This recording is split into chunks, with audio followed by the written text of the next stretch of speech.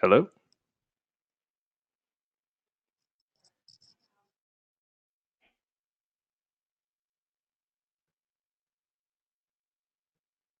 Is real. We believe that the time is really right now to raise up a new dialogue around what workplace should look like, what's the role of business in creating a good workplace, and what's the value to business in actually creating a good workplace. And so what we wanted to do today, was to run through sort of an overview of the way that we're thinking about this, the way that we're talking to others at the White House and Congress and state legislatures with other business leaders about the value of sort of creating the framework and the business values and the business practices for developing a good workplace. And as a part of this, we had, partnered with the Next Street and the New York City Economic Development Corporation on a business innovation challenge for New York City that they'll tell you about. But the sort of main part of today's webinar is to really hear from businesses that we think have done an incredible job of building out the framework for their work and the like. So if we go to the next slide. So we'll hear from Dal Lomania, next slide, and at Icestone we'll come up first, and then we'll sort of move through the rest of the panelists. So a little bit of background on the American Sustainable Business Council.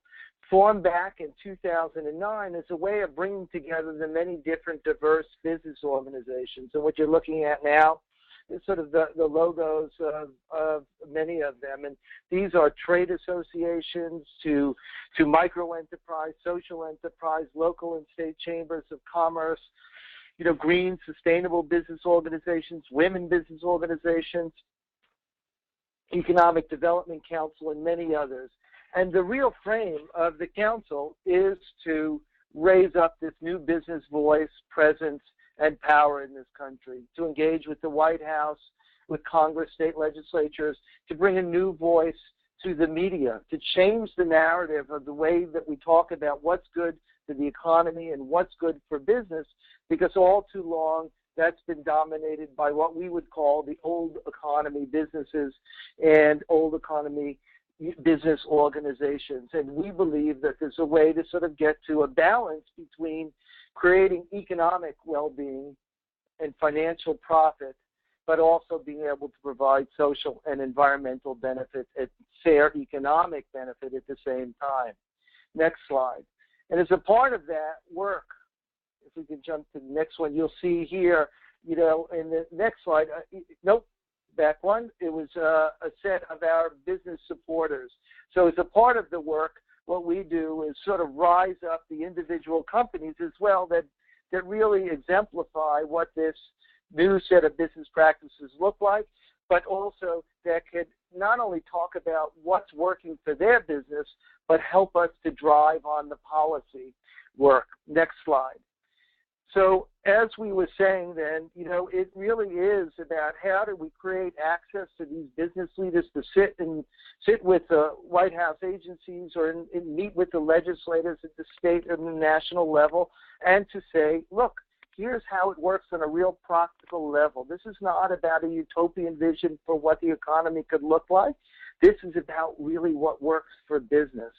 And then to be able to tell that narrative in the story. So no longer do we have to say each time you hear about a fair economic or just economic policy that is bad for business, that when we present a new environmental policy that it kills jobs and is bad for business, or social policies that you have a way of being able to say now, here's a different business perspective. Here are businesses and business organizations of different scales across the country that are ready, willing, and able to stand up and help chart this new pathway. Next slide. So the way that ASBC works is, of course, in understanding, what a sustainable and just economy looks like, is, of course, that we have to work across issue lines. So today, obviously, we're talking about good workplaces and what policies and practices are going to enable us to help build up the new sets of businesses in that frame. But we have to look at campaign finance. We have to look at tax and revenue, right? Where are the funds going to come from to educate the public? Where are the funds going to come from to support the building of the infrastructure that we need to grow our businesses and protect our communities? What are the new corporate forms? What are the protections and safeguards that we need to have in place that will protect us against hazardous chemicals, but at the same time drive towards innovation? Okay, next one. So for us, it's about really connecting all of those issues and weaving this larger story and framework for what the new economy could look like. So for today, and a body of our work has really focused on sort of driving on a different set of policies for the workplace. And what we're trying to do is understand this frame and put forward this framework around good business equals good workplace. That there's a value to being able to provide greater benefits and create access to benefits for employees, that you create livable wages, that there's participation in decision making, there's career pathways, there's safe and healthy working conditions, and that you create a culture of the workplace that's really conducive to personal growth and to business growth, that everyone's in it together, that they're trying to build the businesses that can do the right things within the workplace, and also then to provide the goods and services that really contribute to society. And so figuring that if you get it right on the inside, you can get it right on the outside.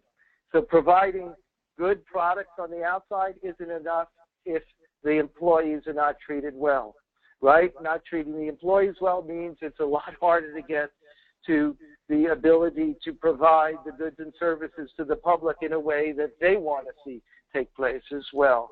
Next slide. So again, it's really looking at, again, how do you bring all those pieces together? So here's just a few thoughts on what the business case is for a good workplace, right? A lot of this is just good common sense, and what you're going to hear from, as we follow up with the other speakers, is just really that it's very possible to create these kinds of policies within the business, and that it's really important that we just don't settle for making our own businesses better, but we actually work to drive the policies at the local, state, and national levels that'll create this level playing field, that'll create this framework, the set of definitions, the set of practices that others could work towards, right? And that together what we're doing is driving a whole shift in the marketplace and not just letting it live within our own businesses alone. So the idea behind the business case here is that, look, you treat employees well, using some of the frameworks that I just offered that you saw in the slide below, like safe and healthy working conditions, access to benefits, a livable wage, et cetera, that they'll stay, right? And there's economic value in them being able to stay. You don't have to go through the hiring process again. You don't have to go through the re-education and the retraining, right? The better you treat an employee, right, the greater commitment they actually have to the company, right? Healthy employees means that they're going to be on the job, right? So if there's toxic chemicals in the workplace, right, that means that they're going to get sick. They're not going to be able to come to work, right? If they are sick and we're not providing paid sick leave, right, then what they have the chance to do is to actually contribute to others becoming ill at the workplace, therefore spreading that and therefore impacting the economics of the business as well, right? You treat workers well and you pay them a livable wage. Again, there's a greater commitment to the company and there'll be greater productivity. Greater productivity means greater profits for business, right? Then, in the larger frame, the way that we look at it as well is, look, the more people that have good jobs and have a career path and the like, the more people will be able to have funds to be able to spend, right, with the businesses, right? And therefore the business grows, more folks can get paid better, and the cycle continues. And you're creating a whole systems change and looking throughout the supply chain here in order to create the economic conditions, the costs and benefits to both the employees, which in turn will translate into healthy and strong businesses as well. So that's just a quick overview. And now we want to sort of dive in deeper by taking a look at some of the ways that different companies actually do that. Okay, so can we get up to Dal Lamagna? Dal Lamagna is up next. So if we just get his slides up, Sean. There he is. What a glowing smile. Look at That's that. right. I'm smiling. Dal, all yours. Thank you very much, and happy to talk about being in the trenches here, proving that empowering employees is going to take a successful company and make it even more successful, which is what happened with me with Tweezerman. I'll talk briefly about that, and how empowering employees will take a company that's not working and make it more likely to work. That's iStone. At Tweezerman,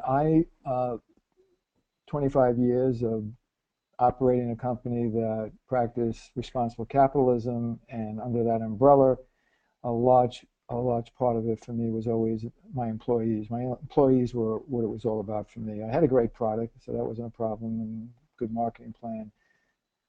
But the employees were what made the difference. So my employees at Tweezerman, by the time we actually sold the company, they owned 25% of the company. They were totally embedded and active, and were it not for them, the company would not have sold for $57 million, because I never in my life wanted to have a company that big. And we ended up with big factories, and I was like the CEO who would just push out the frontiers. There was a president, there was a chief operating officer, there was a chief financial officer, and employees did it all.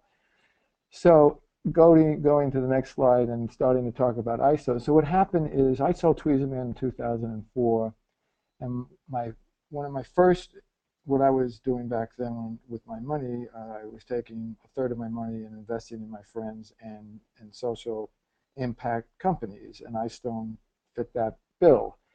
Peter Strugatz and Miranda Magagnini founded iStone. They acquired it, someone who was already making countertops out of recycled glass and cement. Poor guy passed away, and his wife had the business, and they bought it. So I was their first investor. And the company has had quite a run of struggling. And initially, we thought we were buying a going concern that had equipment that worked, and it turned out it wasn't the case. And not only did we have to get rid of the equipment, we had to buy new equipment. So a couple of years go by before we could actually be making product. And meanwhile, they were growing the brand and losing money. Peter was really good at raising money for me and 75 other investors. We all shared the vision for iStone, green manufacturing in America, empowered employees, the whole thing. And just as we got to the point where it was going to happen, the Lehman Brothers collapsed, and the building industry in America came to a grinding halt, and iStone was kind of left high and dry. And we fast forward now to 2011, and the company is just out of money and out of business for all intents and purposes. I happen to be living in New York, where I didn't live back then. I was living there. I was chasing some women in New York, so there I was in New York, and I thought that maybe it would be a good idea for me to try to step in and turn around the company, and rather than just what we were going to have to do is just sell the company off for the brand and the equipment. So in 2011, I stepped in and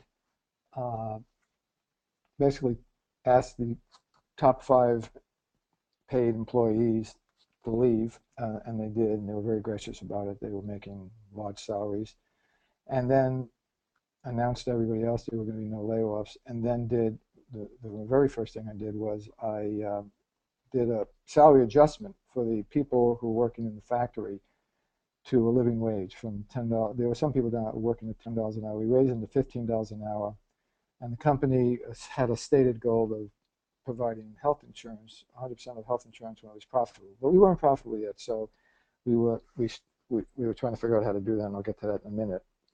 But there's some things that just have to happen when you're empowering employees, in my opinion. And that thing is, employees need to have ownership. So I convinced, it wasn't hard to convince my 75 progressive investors to give 10% of the company to the employees. I mean, if you're going to give a stock to your employees, it's the best time to do it is when the stock is worthless, because they don't have to pay taxes on it then. So that was good.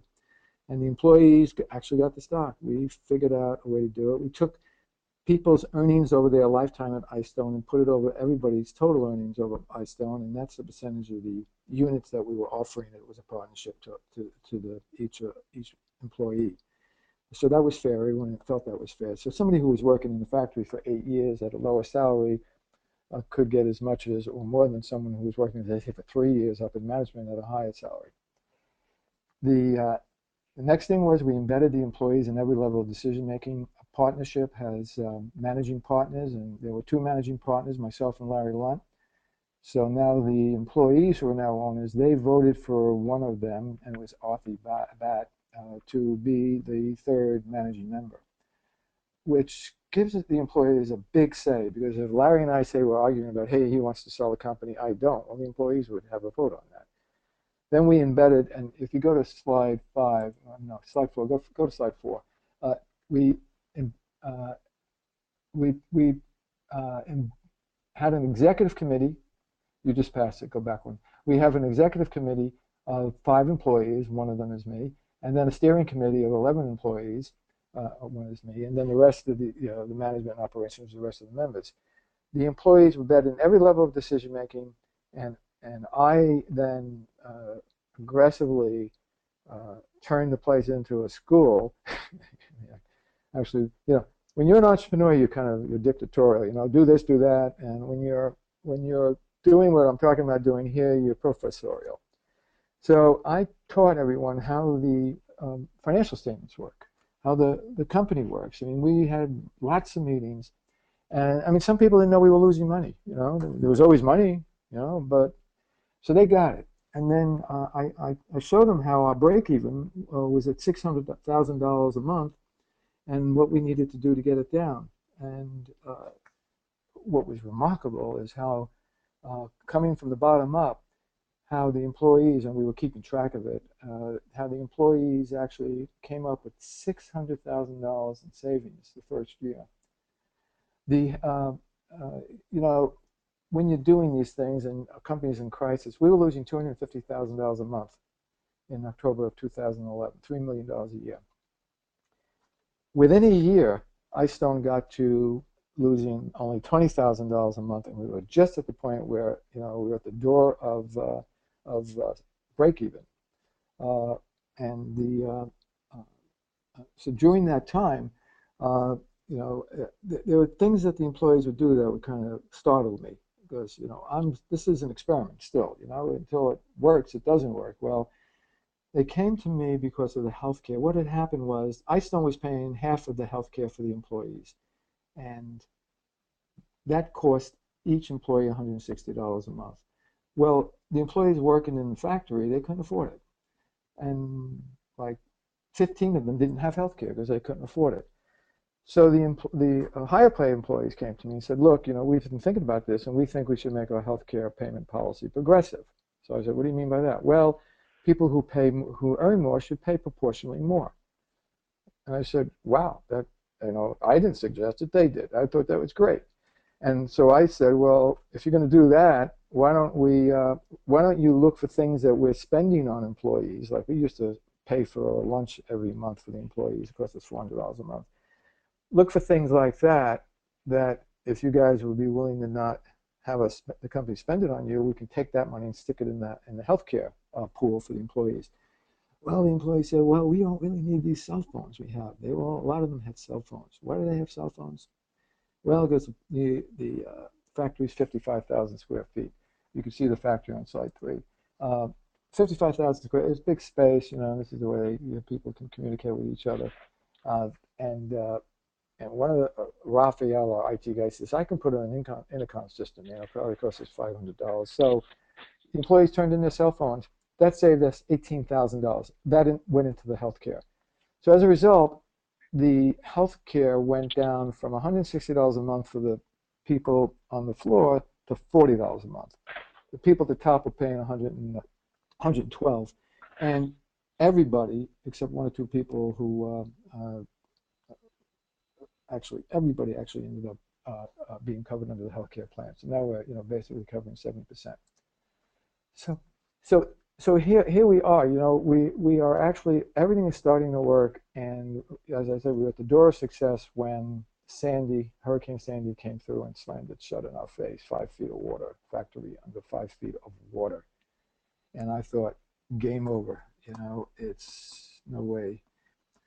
I had raised $1 million out of the investors to give us that 1 year runway, and we'd gone through that. And so we were standing there looking at each other, and the team downstairs said, "We could fix this." I said, "What do you mean?" Well, we'll fix it. We'll try. So okay, so they chased me upstairs, and they started taking apart 70 motors, 5,000 electrical components, transistors, drying them all out. They fixed the compressor so they can dry it. And I went after an SBA loan, a disaster loan. I got a SBA disaster loan for $989,000. It took us 5 months, and the employees got the factory running. It took us about 5.5 months. Hey Dal, if you could try to wrap up, because you're running a little bit over. So if you can go to the highlights, that would be great. So where are the highlights? I think I've actually said it all. I mean, basically, where we're at now is Icestone is back in business. It's because of the employees. The employees saved the factory, and because they were empowered. And the probability that Icestone is going to be a successful company is dramatically improved. And that's my contribution to this webinar. Well, how's that for a quick wrap up? Okay, Sean. Next up, we'll turn it over to Grayston Bakery and Jonathan Greengrass. Jonathan? All right. We're up next? Okay. You're up. Well, thank you for having us as part of this. We're thrilled to be a part. Dal, we're an old fan of yours, and I know that we've been doing some partnerships with Icestone along the way, so we're thrilled to hear your story. If we could go to the next slide, that would be terrific. So Grayston Bakery is a for-profit bakery in downtown Southwest Yonkers, a very under-resourced neighborhood in many ways. So I've got a terrible feedback here. Are you guys hearing that? Should be good to go. Go ahead. Okay. This is a slide that shows the wide variety of products that we make. We do three main things. We're a contract baker, which means that we make products for other people and they can do what they want with it. We do co-branding. If you go into Whole Foods Market, you'll see a Whole Foods brownie that is part Whole Foods, part Grayston Bakery. And then we have our own Grayston Bakery products, graystonbakery.com, and that's a direct-to-consumer product. We are best known, of course, for our relationship with Ben & Jerry's and Unilever, and I call that a relationship, not a customer basis, because it's truly a partnership on many ways. If you actually buy Grayston, if you buy Ben & Jerry's chocolate fudge brownie ice cream, you see on the side of their container the story of Grayston. It's a 25-year partnership that has been an extraordinary one and really emphasizes Ben & Jerry's commitment to this sector. And what's very interesting recently about Grayston is the rise of the B corporations throughout the country, and that Grayston was the first B Corp in New York State, which is something that we're very proud of and a movement that we're really excited to be a part of. Next slide. So what makes Grayston different, and I think the reason that we were invited today is because we are what we call bakers on a mission. Our famous quote is that we don't hire people to bake brownies, we bake brownies so we can in fact hire people. And this is a great example. This is Dion. You see his quote here. He is one of 75 employees, all of whom have an extraordinary, compelling story about Grayson being a place that has given them a chance to really turn their life around. Next slide. Quick, oh, you can just click through this. They should all come up, I'm hoping. There you go. There you go. All right, so we were founded in 1982. This is our 30th anniversary. We were founded in Riverdale. I'll try and run through this as quickly as I can, by one of the leading Zen Buddhist teachers in America. His name is, in the world at this point, his name is Bertie Glassman. He still comes to Graceland once a month. He's an extraordinary visionary. Founded us in '82, combined the idea of social action and Zen Buddhism way back when by opening a bakery. And really, we are sticking and have stayed with his tenets, which is that if you give someone a job, you provide them with the tools to living a self-sustaining life. And really, everything we have done since then, since the foundation was formed in '92, is still based on that tenet.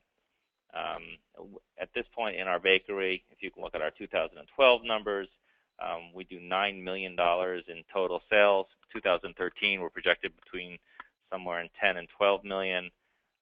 We have 75 mission-driven employees in the bakery, 150 altogether throughout Graceland as an organization. We produce 4 million pounds of brownies. It's a terrific organization. We invite everybody to come up and take a look. Next slide. So what makes Grayson different and how we operate is the idea of open hiring and path making. This is a slide that talks about open hiring, which really means that any individual can come to our bakery at any time and put their name down on a list. And what happens is that as spots open up in the bakery, they get hired on a first-come, first-served basis, no questions, no application. And that's our idea of path making. That is that every individual is on their own path. And our mission as an organization is to provide people with the skills and resources for them to successfully go down their path, always looking forward about what they can be. It's a tough love organization in some ways, and that once you make the commitment to work for Grayston, you need to actually take it as a job. And this is a for-profit company providing significant high-quality product for a very discerning customer, and that is our first priority. We need to be successful, we need to be sustainable, and we need to be profitable in order for us to grow and to be able to hire more individuals who are considered hard to employ. The vast majority of our employees are previously incarcerated. We don't ask them that when they start. It comes out through conversations that we have on an ongoing basis, men's groups, women's groups, and other programs and services that we offer as they continue with their employment with us. There is an 8-month to 10-month training apprenticeship program, after which you become a full-time employee with full-time benefits. Next slide. So this is part of what we do. It's not just a job. We also offer workforce development. That's ongoing training and skills in a variety of soft and hard skills. We have 300 units of affordable housing. We have childcare, and this is all under the rubric of path making. And again, if you look back and you say, why do we do these things? Well, because to have a job, what do you need to be able to have and to hold the job? You need to be able to have some place to live, and that place to live needs to be affordable and needs to be long-term. So back in the 80s, when people were doing lots of short-term housing, Grayson began the idea of doing long-term housing with on-site social services, and we were truly one of the first organizations to do that, and we still do it to this day. Why do we do childcare? Because if you're going to work or if you're trying to better yourself with education, you need to know that your child is in a safe educational space. And we are one of the only NACE, which is a national accreditation, NACE accredited child care services in all of Westchester, let alone in the area of Yonkers. Next slide. This is really critical to us, and we're making big strides in actually measuring our impact. I'm not going to go through the numbers. Everybody who's here can read them and ask questions later if they like. What's critical is that what we're doing now, and we'll have the numbers out by the fall, is we're actually quantifying the impact of our programs. So for an example, if we hire 100 people who were previously incarcerated and the rate of reincarceration is 50%, we have just saved the county of Westchester and the state of New York the costs of incarcerating 50 people a year at, say, $50,000 a year to incarcerate someone. We're actually saving the state $2.5 million, not including the fact that we are providing ongoing salaries, and that salaries are being used to provide other purchasing power within their community, and the taxes we pay and the payroll taxes. So we're going to be actually providing a whole study by the end of this year on the quantifiable impact, dollar impact of all of our programs and how they work. Next slide. Oh, there you go. That's it. I tried to go through that really quickly. So I would recommend, if anybody has other questions, Greyston.org or GreystonBakery.com, and happy to take questions later. Great. Well, thank you, Jonathan. And next up is Tatiana Behar from the New York City Restaurant Industries Roundtable. Tatiana. Hi. Yes, my name is Tatiana Behar. I am the High Road Coordinator at the Restaurant Opportunity Center of New York. I don't know if you guys are familiarized with our organization, but we are a nonprofit membership-based organization. Actually was created after 9/11 by the workers who survived the attack on one of the Twin Towers, the restaurant Windows on the World. So what we basically do is we work to improve the labor conditions of restaurant workers by engaging workers and also employers. And what I want to talk a little bit about is this program, is the High Road program, which I coordinate, and I'll coordinate the roundtable, which is the, maybe you can go to the next slide, please. Yes, which the roundtable is really a space, a safe space, like a forum in which restaurant owners, managers, employers, food advocates, even professors meet to discuss how they can improve the restaurant industry, how the industry can be better, because the restaurant industry is very productive, it's a vibrant industry, but unfortunately still, you know, the labor conditions are really bad, you know, the wages are really low, and basically workers don't have benefits. So through the roundtable, we're trying to make changes through also including the voice of people who have power to make those changes, which are the restaurant owners.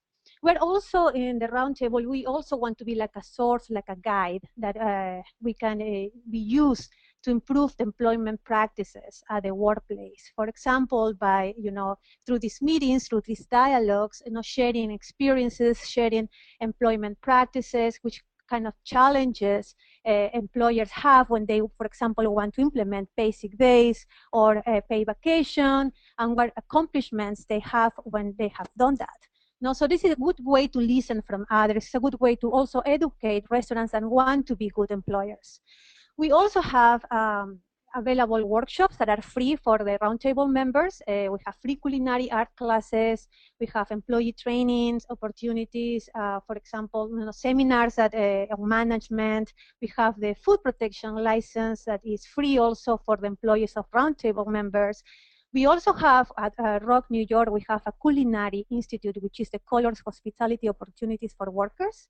So we have a free training program that front and back of the house. And usually our students are really people who have been facing barriers through their lives. Most of them are people of color, people from low-income communities, immigrants, former incarcerated people. So it's very interesting, this program, because we are people who also have passion for food, passion for cooking or for serving. So they come to our organization, and we are able to also promote these workers and recommend these workers for roundtable members. So we have a pool of skilled workers, and when any of our roundtable members, for example, need to fill a position and they don't want to spend the time, you know, like advertising it, they can just reach out to us, and we can, you know, send a list of resumes or people that we trust, we know they're going to succeed in the restaurant. We also provide access to information and also potential discounts about how to buy from local farmers. We also believe it's very important to promote sustainability in the industry.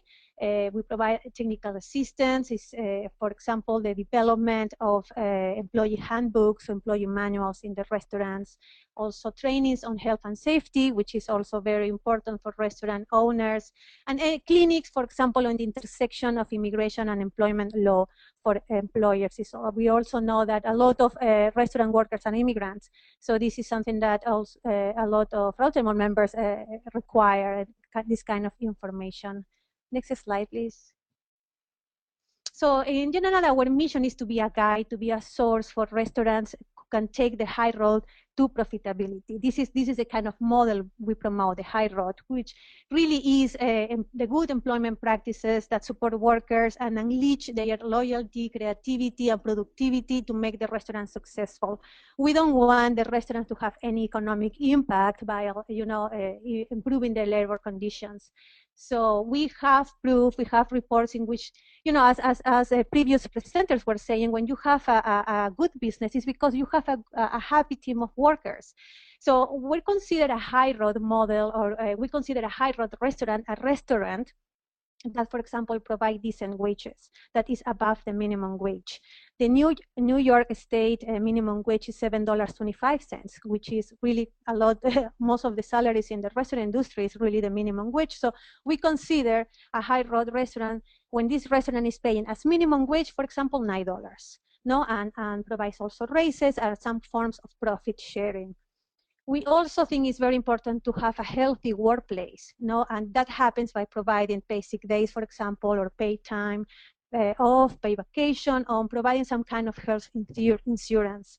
We know that, unfortunately, around 1% only of restaurant workers have paid sick days right now. So for that is very important. Our members who are restaurant workers tell us that for them it's very important to have paid sick days. They don't want to go sick and work and cook or serve sick.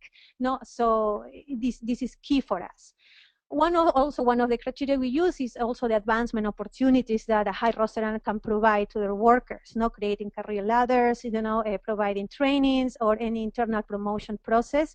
And also, again, we can help through providing these free culinary classes if they want to send any of their employees to our organization. So I included here a couple of quotes from two restaurant owners, but I just want to read the second one because it kind of summarizes what is really the high road towards profitability.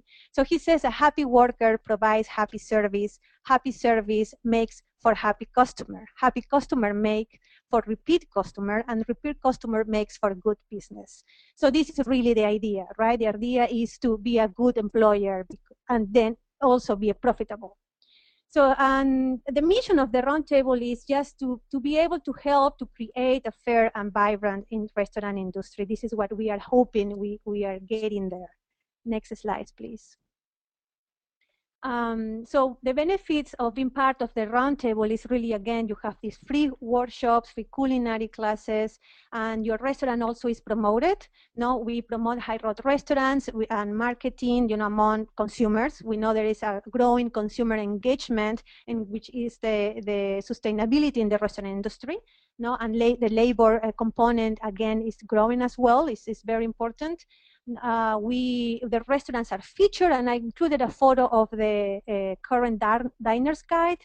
This is a 2013 ROC National Diners Guide, in which we listed a number of low road restaurants, unfortunately big companies who are very profitable but are not providing benefits to the workers. But we also have good companies and good restaurants that are even a lot of them small restaurants that are providing benefits to the workers and also are listed in the Diners Guide, and we distribute thousands of these guides in the city and the national level as well. We have award ceremonies at New York and in other cities, and we promote them also on the social media. We have several activities through the year in which we include, we engage consumers and organizations to kind of honor and highlight, the work that these restaurants are doing, because they are really setting the example in the industry and how a business should be, right? And this is also kind of sharing values with the community, with their employers. We cannot talk about a successful restaurant having, workers that are being paid only the minimum wage. They go work sick. They don't have any vacation time. So we need to change that. And the restaurant industry, unfortunately, is not there yet, but it's changing. And I think the roundtable is a key component of all these changes. Is very important to also, I think, not only highlight the bad part of the industry, but also the positive part of the industry and all this hard work of these employers are doing, trying to change and make this industry a fair and just industry. So who can be part of the roundtable? Really, any high road restaurant, no, any restaurant that complies with the law and is interested in becoming a high road restaurant, or any organization or person or food advocate who is interested also in improving the restaurant industry. So we actually just recently launched the Brooklyn chapter of the Roundtable. We have a meeting last week, really a great, amazing meeting in Park Slope. We have several Roundtable members now there, and people are really very excited about the idea of having just, a space of forum in which employers can just talk about how we could do to make this industry a better industry. Well, thank you so much. That was great. So next we're going to turn to Peter Gulliver, who from Next Street, who in partnership with the New York City Economic Development Council is putting forward the New York City Business Innovation Challenge. So Peter, just give a little information about the challenge and how and what the opportunities are for businesses in New York City and how this could be used outside of the city. Great, thank you, David. As David said, I work with a firm called Next Street. We call ourselves an urban merchant bank, which means we work with small businesses as well as economic development entities in urban areas, providing advisory services, financial services, and a variety of other planning and advisory attributes. In this case, we're working specifically with the New York City Economic Development Corporation, or EDC as we call it, to help frame a new business challenge. EDC runs a lot of different competitions these days. One of the most famous you may have heard of is the Mayor's Big App Challenge, where the city opens up all of its databases to programmers to design innovative applications for smartphones. And from that, we've gotten bike sharing applications, different types of city services applications, transit applications, and so forth. Based on that successful model, we wanted to apply the same spirit of competition and entrepreneurship to the type of workforce challenges that we've been discussing here today. I'm glad I'm coming at the end of this presentation and not at the beginning, because I think the great examples we've heard about from the firms that presented today are exactly the type of innovative ways of engaging your workforce and driving performance that we hope the Business Innovation Challenge creates. So what is the Business Innovation Challenge? Simply put, it's a business plan competition. It has two phases.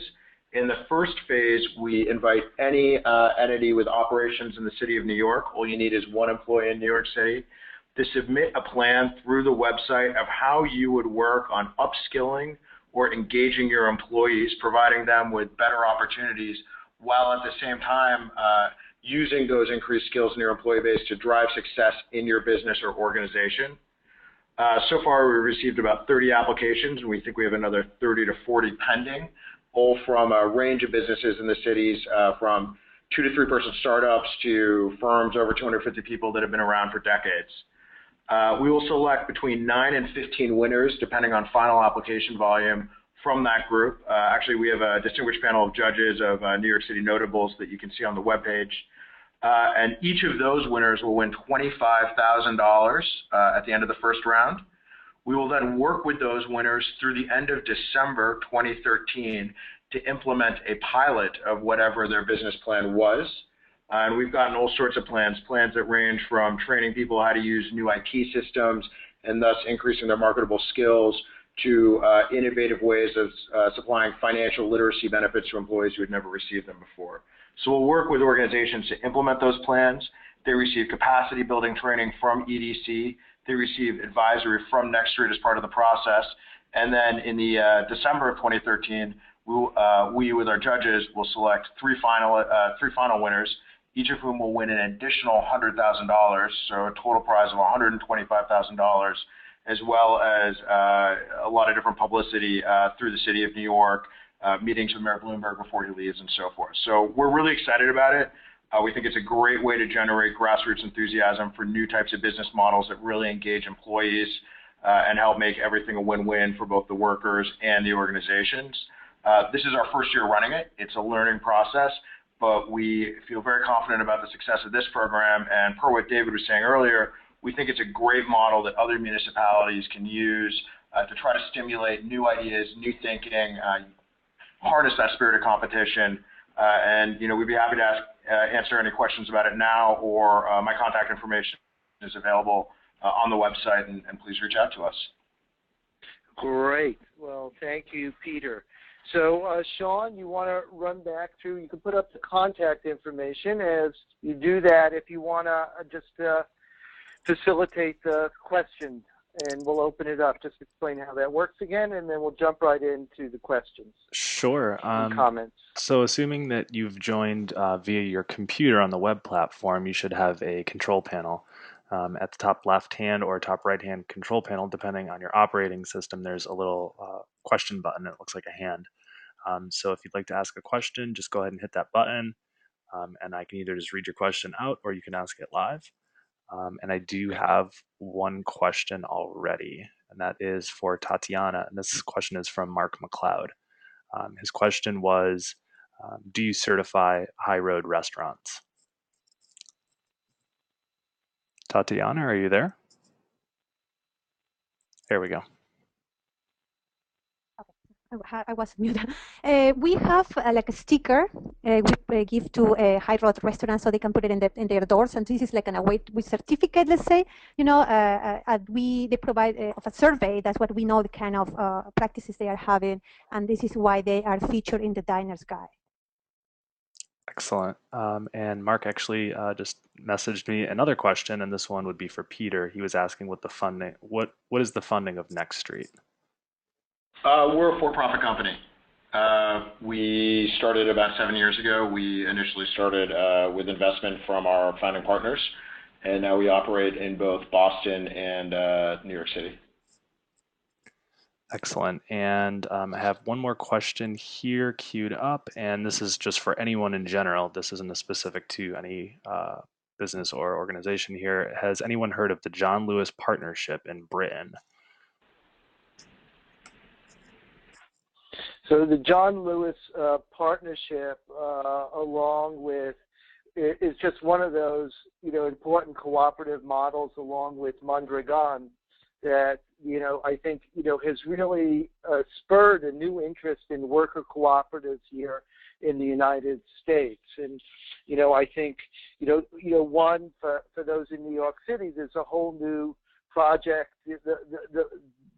up in the Bronx that's getting underway as a set of interlocking, worker cooperatives that together are helping to stabilize, create economic development for the community, create these kinds of good jobs and sustainable businesses. And it gets, tied to the idea that, if as workers become owners, that it's a part of creating the new economy and the role. And of course, another great model of this is another ASBC member partner, which is the Evergreen Cooperatives in Cleveland, Ohio, is another great one to be able to look at. But I think we believe that the idea of worker cooperatives is in ESOPs, looking at ownership, democracy in the workplace, is a very important component of how to drive this forward. It won't work in all cases, but we feel it's a very important tool in the toolbox here for creating, good, strong businesses in a vibrant economy. Great. Thanks for that answer, David, and explanation. This is Peter, if I could jump in quickly. Sure. A colleague of mine just passed me a note and realized I neglected to mention that the contest actually only runs through next Friday. So next Friday is the formal application submission deadline, and I would just encourage anyone who's interested to check out the website, nycbic.com. But again, I forgot to mention that timely nature of it. Great. Thanks for that. And I do have a question. This one would be for Jonathan. This is, again, from Mark McLeod. Does Greyston have revenue streams other than sales? Yeah, and that's an excellent question, and one of the reasons that Greyston's been so successful for such a long time. The bakery is an enterprise on its own. which is a for-profit owned by the nonprofit Grayson Foundation. And the foundation runs each of its own segments like little businesses. So our child care center, our housing program, and our other programs. And the programs of the foundation are supported by a wide array, a real diverse area of funding, from government contracts, grants, private foundations, individuals, the whole normal array that you would find in a well-run nonprofit organization. But those are also then supplemented by profits after the bakery has paid taxes that flow from the bakery to the foundation.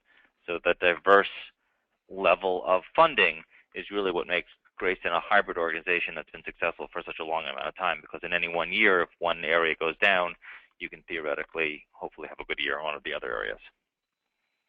Great, thank you. And I do have a question. This one would be for Peter. Peter, Marianne Piazza has a question, and her question is, if you're chosen to be one of the recipients of the $25,000 initial grant, how long after that do you have to implement your business plan? And there's another part of that, and it's, does the business have to be green or sustainable based? Well, certainly given our partnership on this teleconference, we always encourage businesses to be green or sustainable, but that is not actually a criteria for this competition. This challenge is very clearly targeted on workforce issues and upskilling your workforce, although clearly we preference holistically sustainable organizations. Not a judging requirement, though, more a nice to have than a must have. In terms of how long you have to pilot your program, winners will be announced the last week of June. The money will actually be awarded very quickly. It's not one of those sort of 90 days wait for a check thing. We are raring to go. The idea being that you use the prize money from the first round to implement the pilot program. We will work with you in early July to help finalize those plans and finalize the metrics by which you want your pilot program judged by. The pilots will then run through late November. Judging of the second round will occur in the first several weeks of December, with a final ceremony that will be on or about the 15th to the 20th of December. Great, thank you. And that is all the questions that I have, unless anyone has any last minute questions they'd like to ask. Just want to thank everyone for joining us here today. And David, did you want to close it out? What I just would like to share again is, first of all, to thank Dow and Tatiana and Jonathan and Peter, and also our co-sponsoring organizations. Sean, if you could shoot to the first slide again, so we put them up there again. And just to say that, at the American Sustainable Business Council, and as you heard from, these businesses that presented today and from the number of co-sponsors that we have, that it's really crucial that we start to really raise up these stories of these businesses that are practicing a new way of doing business, and proving that it is crucial to look at issues like paid sick leave, minimum wage or livable wage, participation in the decision making of a business. That you've heard the stories today, how success, yes, even survival and rebirth of businesses take place because of the different relationships with employees. So, I think what we hear here is also the opportunity to connect with organizations like ours, through this competition with the New York City, Economic Development Council, Next Street, et cetera, and with these other businesses that want to share how they're doing this and help others to do this better. So I want to thank everyone for today, and again, good business equals a good workplace, and thank you for joining us. Thank you, David.